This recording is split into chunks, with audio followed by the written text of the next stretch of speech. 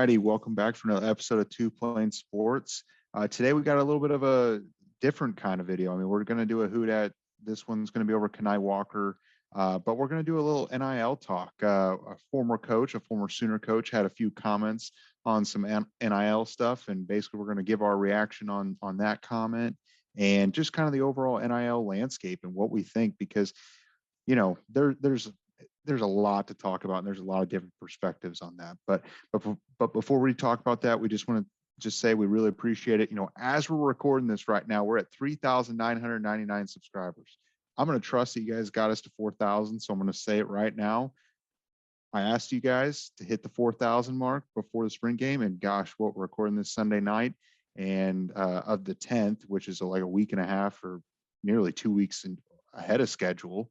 And you guys killed it. So we're going to take another 100 brick by brick. We're going to go to 4,100 subscribers. So, you know, in order for you guys to hit that subscribe button, we're going to be giving away some spring game tickets. We've got a pair of tickets in the Santee Lounge. So club level tickets for the spring game that we're giving away. If you want to enter in for a chance to win that, you'll have to like the video, subscribe to the video, turn the notification bell, follow us on Twitter, or like us on Facebook, one of the two. If you'd like to do both, we'd really appreciate it. You know, and do that, and then you'll stick around towards the end of the video. And Brandon's not here. Jose will give you our end of video challenge. You'll do the end of video challenge and say you did all that, and then we'll announce the winner on Monday the 18th. You know, another thing, you know, you hit the subscribe button. We really appreciate it. You know, it's like over half of you, so like nearly 60% of you do not subscribe. But another statistic that really helps us out is if you hit that notification bell.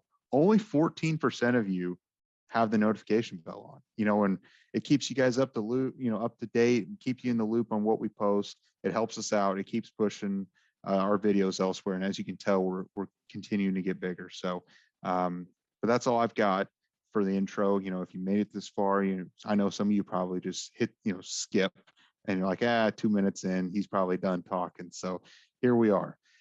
So I want to get your opinion, Jose. This was, I don't know, what was it, a day or two ago or last week that Riley was talking about NIL. He was asked about it. They were talking about it, and he basically said, NIL doesn't really have any rules, and it's kind of just a free for all right now. And just, it's just the Wild Wild West has changed recruiting dramatically. And while I don't disagree with him, because I do think that's the truth, but it's almost like, man, it's you're sounding a little contradictory to yourself. I mean, what do you think on that? I mean, it's just, I don't know. He should be the last guy talking about it, in my opinion. Oh yeah, I mean, it's like that saying, the pot calling the kettle black, and it's not the first time Lincoln Riley said something just absolutely dumb, and not just at his short time at USC, but even at Oklahoma when he was talking about not wanting to let who was it, Mordecai transfer. Yeah, whoever the quarterback was at the time, didn't want to let him transfer within the conference, and who was it? Mordecai. He went to TCU. Oh my gosh, I'm blanking. I'm gonna have to look it up for you. Okay. You guys, I'm sure you guys are all gonna call us dumb for not remembering the guy's name, but if you know it, go ahead and comment it or in the chat, talk about it. But I mean, the topic is pretty much Lincoln Riley doesn't know what the hell he's talking about sometimes, because he, like Brom said, it doesn't make sense why he's talking about this and saying that it doesn't have a place in recruiting, or he thinks it's bad for recruiting, which Chandler Morris. I don't disagree with him, because like we've talked about, especially with A&M, that's been a big topic. And Jimbo Fisher says they're not paying these kids, whatever, maybe they're not, but the boosters are definitely putting some money in there to help with the recruiting a little bit, and that's fine. I think every school, if there's no rules, take advantage of there being no rules. Every school should be doing it now, because then it's an even playing field. A&M is just doing it better, but accept it. Like, there's no reason to say NIL is bad when you clearly used it to definitely help the recruiting of not just Caleb Williams and Mario Williams, because it was probably likely they were following no matter what the money was going to be, but like the guys from the rest of the transfer portal, Alabama, he took a linebacker from there. He took Troy Dye. and some other bigger, like pretty big name transfer players. And I'm sure NIL definitely helped them get them there, because outside of LA and how much money they could make there, USC wasn't a very successful program. Like there's a lot of rebuilding to do there, and maybe they'll win one day, but I don't believe it'll be next year. And money's the only thing that's going to help these guys right now. Yeah, and it's almost like, I think in a way why he went to USC was this whole thinking of how much money's out there. It's Los Angeles, it's, everything's out there. There's so much money.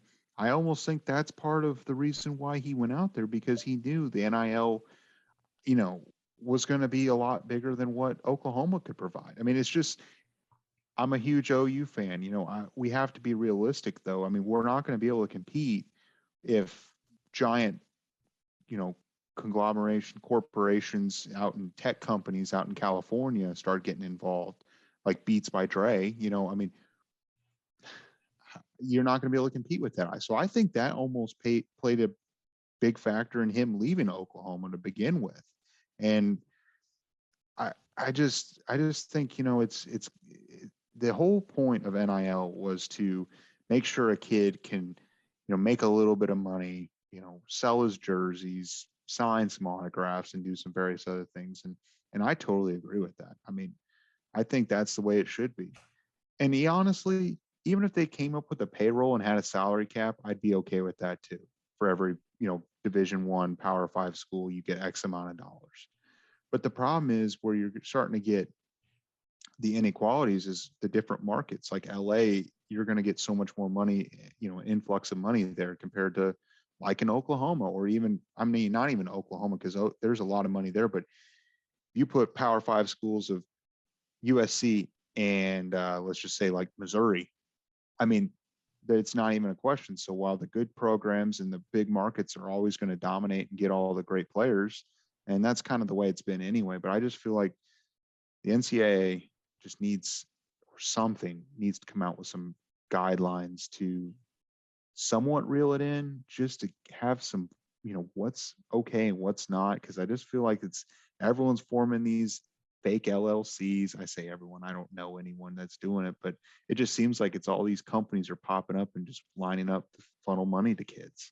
Yeah. And I think at this point, until there are those regulations that may or may not come one day, because who knows what the NCAA, it took them this long to let the guys get paid and then put no regulations. Like, doesn't make any sense. But right now, no coach should be saying that NIL is bad, in my opinion. Like Lane Kiffin has pretty much accepted it and said it pretty much is just an arms race who's going to be paying the most for these guys, because it's essentially NFL free agency. Like he's accepted it. He knows it's part of the fact that he's not saying that it's good or bad. He's just saying that's a fact, and we're going to take advantage of it, right? Other coaches like Jimbo and Lincoln Riley are saying it has no place in football recruiting, and we all know that they have a large financial backing. So if they ever do want to utilize it, which they probably have, they'll just say, we can pay you this much money. We can make sure that you get paid this much money, right? Because they can't directly pay the student, but just accept it. And then when regulations come, then, retroactively, like Visions 2020, and say, oh yeah, we saw it was pretty bad back then, but then we're glad we have new regulations now. Yeah. And honestly, I think why LT Overton reclassified was because of this Wild Wild West NIL. And I think he probably had a little bit of concerns that maybe by May of 23, he might not have, or I guess he might have signed early, but even towards the end of this year, there might be some guidelines. He might not be able to get so much, the money that he was being offered to come to play at Texas A&M now. And, I'm not saying that was the only reason why he did it, but, I can't lie. If I was a kid in high school and I had a college saying, hey, you can get $3 million in the first 2 years of playing here, or whatever the number is, you kidding me? I'm going to get out of high school. I mean, that's just, it's ridiculous if you're going to tell me you're not.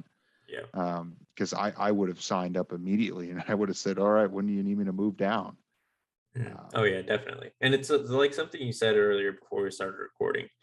At some point, these schools will see that maybe giving that much money to some of these kids isn't the best idea, because maybe they're not surrounded by the right people, and they're being put in bad situations for themselves or their football career, or they're just going to be extremely irresponsible with it, no matter how good of a background he had, and it's going to blow it on drinking or buying dumb stuff all the time and not really paying attention to football. Like, money no matter how old you are, money can become a distraction, and especially when you're 17 with little to no responsibility outside of football, and you get treated like a king at the university you're going to, especially if you're going to one of these big schools.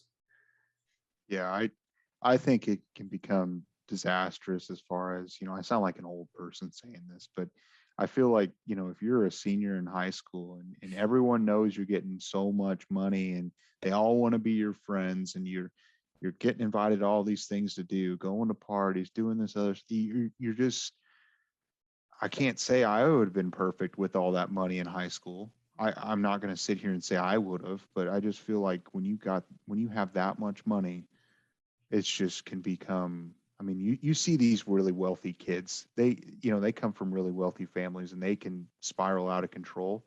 And some go through and do just fine and are extremely successful. And just like athletes, some a lot of them make millions and they're wealthy and they set up their families for the rest of their lives. I just feel like there's a higher rate when you give it to 16, 17, 18-year-old kids that might not have the best guidance or the best people around them, because people might start using them and taking advantage of them. Yeah, definitely. But I mean, the one thing that has happened that's positive out of this is, one, the NFL is going to know which people were probably not going to be a good fit for being professionals with a lot of money, because they'll be weeded out earlier, as mean as that may sound, because they are, at the end of the day, young guys that have, they're still starting their adult lives at that point.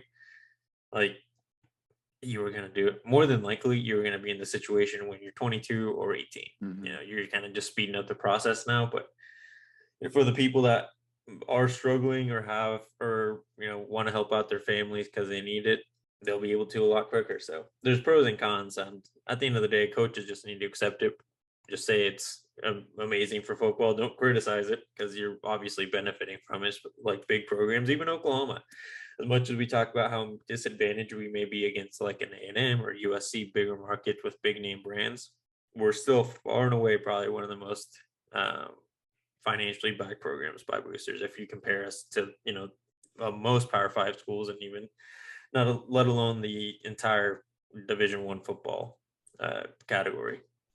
Yeah, and we'll kind of wrap up this conversation. I mean, at the end of the day, what I'm going to say is, money doesn't win you championships and doesn't win you football games. Our good friends down in Austin just throw money at everything, and you see what happens with them. So it just because Austin, UT and USC is throwing all this money around, that doesn't equate to championships or even wins, even winning seasons. I mean, it takes a whole lot. So, and I think what just bugs me is just the fact of coaches getting upset with things after they've used it and benefited themselves. Just own it and just accept it and just move on with it. Don't act like you're above it because you're doing the same thing, just not in front of the press or not going out and saying it to people. So we hit 4,000 subscribers just now. So hell yeah. So we hit 4K. Great job, people. Yeah, we really appreciate it. If you hadn't already made it this far, hit that subscribe button. We're going for 4,100. Maybe by the end of this week, we can hit 4,100. So, so the second part of the video, but I guess, do you have any final thoughts before we move on to the second part? No, we said it. Okay. All right. So this one is going to be, we're going to go in depth over Kanai Walker. So Kanai Walker, he's a transfer from Louisville. He's originally from Douglasville, Georgia. He's in the 2021 class, 6'2", 195-pound corner. He was a 3-star coming out of high school. He had offers from like Arkansas, Boston College, and various other schools. He was once committed to Boston College, decommitted, and then flipped to Louisville a few months after that. He played in 5 games, I believe, last year for Louisville. And then he entered into the transfer portal and became a Sooner within a week of being in the transfer portal. He, 6'2", it says on their website that he's a redshirt freshman. I don't know if since he's appeared in 5 games, how he could be a redshirt freshman, but either way, he's a redshirt freshman, sophomore, one of the two. But with his size at 6'2", 195 pounds, I see that he could be an outside corner. And I think that's what he's being what he was recruited as in the transfer portal. When he announced his transfer, I was reading some articles from some local Louisville Cardinal beat writers and stuff that the program had extremely high expectations for Walker. And so much so that they thought he was going to be a starter next year for him in the back end. And, he decided that he was leaving and he was done. And I think he knew, we haven't talked to him, but I would imagine the reason why he left Louisville was because he must have been getting some sort of interest, or he had that feeling that it doesn't matter if I enter the transfer portal and no one offers me. Louisville's going to take me back, but let me go see what another school, a bigger school that I could go win at, maybe make a little more money, NIL, I don't know, and see what comes of that. And then Oklahoma comes around and grabs him. I really have high expectations for Walker. What do you think? Yeah, it seems like he's definitely made an impression on the coaching staff. We were talking about it earlier, and Brent Venables had a press conference on Friday, and he was naming off some of the guys in the cornerback room. And I believe he mentioned Kanai. I know he mentioned CJ and Woody Washington, but he did forget some other people's names. And that clearly means that the impression of them was not as high as some others, which happens in football, happens in sports. Some impress more than others, but that's telling. And I think the fact that Kanai, if I remember correctly, Kanai was mentioned and talked, that means he's made some sort of impression, at least good enough where Brent remembers him. Now, in regards to his skill, I remember when he first transferred to Oklahoma, I remember that I mentioned that I'm a little worried about it because it seems like he definitely took a chance for whatever reason that he wanted to enter the portal, if he just wanted to see if there was prospects out there for bigger programs, or if there was some sort of difference that was had at Louisville coaching or whatever, whatever it was. I'm not saying that that is what happened. The situation obviously is different for everyone, but it seems like he's improved a lot. The coaching has definitely been working, and it has been working for everyone. But he's been getting some social media, I guess, shout outs on the football page. I think there was a video earlier in the week, and it was him doing like block shedding drills or just kind of run defense drills to make sure that where he didn't look that skinny. He looked like he knew what he was doing. So obviously, I was wrong in potentially questioning his skill, but I definitely think it's something that should still be, something to be seen, because there's a lot of talent in that room, and there's a possibility that he maybe did just take a bad chance coming out of Louisville, especially when coaches already knew him there. Yeah, and someone that this kind of reminds me of this transfer.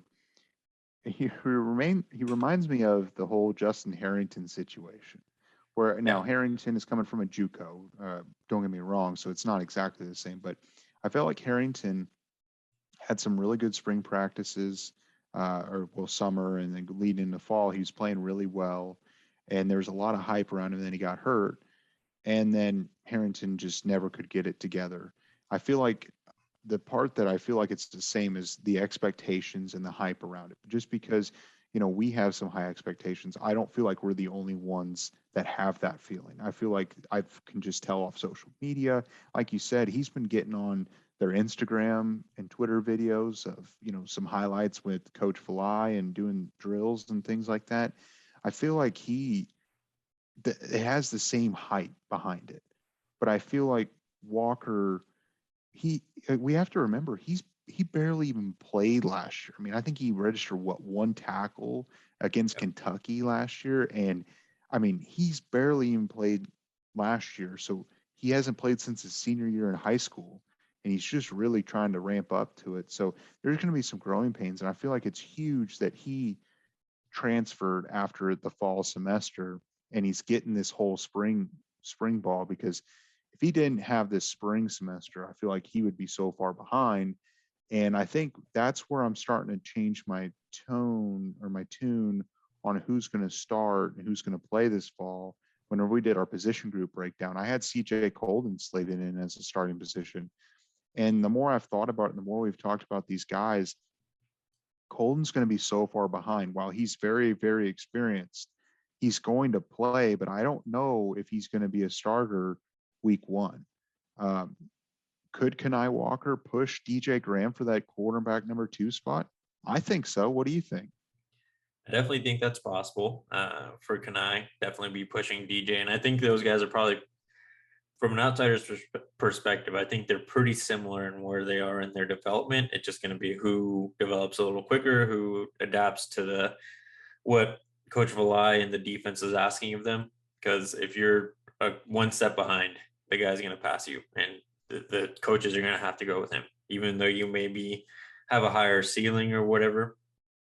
You're going to play the best player, and that's something that the coaches have expressed. Now, with who's starting, I'm still not comfortable enough saying Kanai is going to be a starter, but I definitely believe now he's going to have a lot more playing time than I did before. I don't think he will be put, as a depth piece just in case someone gets hurt. I think he'll get some legit playing time.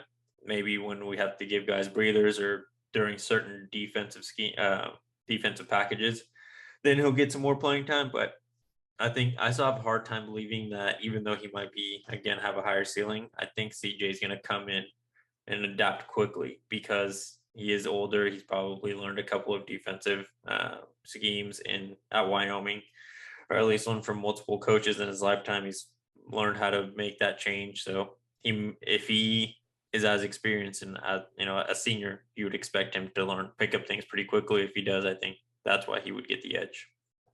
Yeah, and that cornerback 2 spot, we've kind of talked about, as these videos have progressed, we've talked about who we see starting at the free safety and strong and nickelback. And I think we both agree that Key Lawrence will be the starting free safety.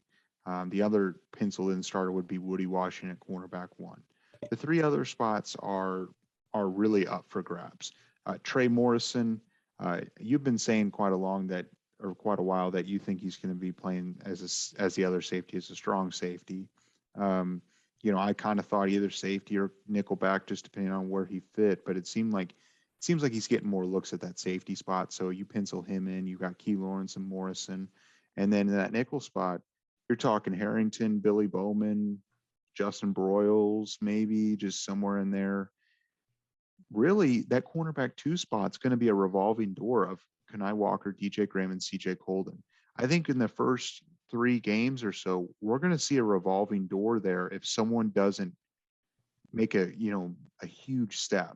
And Colden, with his experience, might be on the same level as like a Kanai Walker, just because of, like you said, his experience and be able to come in and catch up really fast. So we might see a rotation at that cornerback 2 spot for the first few weeks, unless someone has a tremendous summer ball and fall camp. I think the spring game is going to be a good indication of where Kanai stands. Because if he is a little bit better than DJ, I think we're going to see him on on the team that is expected to be the starters, right? And if it's DJ, then then we know, right? We'll know where that room is in regards to kind of position depth and where they're going to land come fall. But yeah, CJ is going to make it interesting. I think Kanai is going to ultimately have to either might have to mold into be able to play inside and outside, and then slot and wide receiver.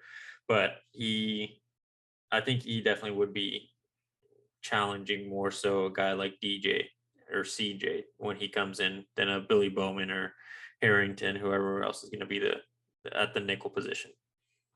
Yeah, and it could turn out to be kind of a who's going to play based on the position or who they're playing against, the opponent. Because DJ Graham's at 6 foot flat. I believe Colden is just at 6 foot or just shy of 6 foot. I don't know his exact height right now off the top of my head. But Kanai Walker is 6'2", 6'3", somewhere in there. He's a little bit bigger, a little bit longer, and now he is just about 200 pounds. Could it be that if DJ Graham struggles with some length and some bigger people and even CJ Colden, they might throw Walker in and give him a drive and see what he can do if there's a receiver that's just, just beating him like a drum just because of the height. Yeah, I'd be interested to see if we're in those situations, right, where we would need him for against bigger teams, if he would ever be put in as a safety and let Key come back in as a corner. I know that it doesn't seem like that's the case. Kanai's probably playing corner and Key's probably playing safety, but it'd be interesting because Key is experienced at corner, is big enough to play against a big guy, and Kanai would be able to have a better view before we throw him in the fire, because essentially he's a freshman again. 5 games and only registering 1 tackle. I'm assuming they were either on special teams or when they were blowing people out, or the other way around. So he's got a lot of experience to do, and I think it'd be throwing him in a spot where he's not going to succeed immediately. Now, I could be wrong, but most young players won't pick up on things like that quick enough, and I think he coming down and Kanai going up, just since again he's a bigger body, would be beneficial for the defense still. Yeah, and hear me out. Justin Harrington might be that guy too, where they throw him at the nickel spot or they run like a 3 safety look. Harrington being at 6'3", he might fill that void too, and not Walker. But just thinking about a lineup of Lawrence at 6'1", Trey Morrison I know is a little smaller, around 5'9", 5'10", but then Harrington at 6'3", Woody Washington at 6 foot, Walker at 6'2". There's a lot more length in that defensive back room than the Sooners have had in a really long time, I feel like. Oh yeah, it seemed like all of our corners were under 6 foot tall. Maybe we would have one that's like right at 6 with his cleats on. We had Bookie, we had Trey Norwood was kind of tall, but I think he was scratching that 6 foot, 6'1" mark. Who's Trey Brown? He's not very tall. No. He's not 6'2". I know that, but No, I don't believe he is, at least. Most of our corners have been pretty small. Parnell, I know he's not like the biggest name, but Parnell wasn't that big of a dude. He was maybe right at 6 or shy of 6. So 5'10", 5'11", yeah. Yeah. It's good that we're adding length, and it's not just at the corners, but that the fact that we're getting 6'2", 6'3" guys are going after those kind of guys is going to make it a lot easier to cover a guy like Quillar, or freaking seems like every single Baylor receiver in the last 4 or 5 years. They're freaking enormous, but yeah, that's good. Yeah. That's a good sign, and Kanai's definitely going to benefit from that. Yeah. So as far as playing time this fall, what do you think? Over under 25%? I still think that's a little high, but 20, I could see 20% in that range. But 25, I'm gonna go under, just because I think there's gonna be, like you said, a heavy rotation at first. Yeah, I said he could start. He very well could. I do agree. My gut's telling me that most likely he won't be a starter this fall, but I think there's the potential. And if someone, barring, I hope no one gets hurt, I think he'd be someone that would fill a void almost immediately. There's a lot of good depth in the defensive back room that's really starting to accumulate. So, do you have any final thoughts before we wrap this up and do your end of video challenge? Nope. All right. So I'm going to keep it on topic, different from our friend Brandon, who wasn't able to be here today, but we started talking about NIL at the beginning of the video, and I think it's a very hot topic for a lot of people, either side. I think some people really like that there's not really any rules and these kids can capitalize on every dollar. There's also people on the other end that just hate NIL and think it's ruining college football. Where do you stand on the subject? And do you hate Lincoln Riley for saying what he did? Or do you think it really doesn't matter and he's just being Lincoln? Let us know in the comments. And then if you want to throw in some stuff about Kanai Walker, if you think he can be a starter, because that's always some good stuff to hear from you guys, because maybe you've seen something that we just missed that might give you a good indication of where he's going to be. Yeah, definitely do that. So do that end of video challenge. Let us know what you think on Lincoln Riley and Kanai Walker. And then make sure to like the video, subscribe to the channel, turn the notification bell, like us on Facebook or follow us on Twitter. comment that you've done that and do the in-video challenge. You'll be entered in for a chance to win a pair of tickets to the club level in the Santee Lounge for the spring game. And we'll announce that on Monday, the 18th. So if you made it this far, we appreciate it. And we will catch you on Wednesday.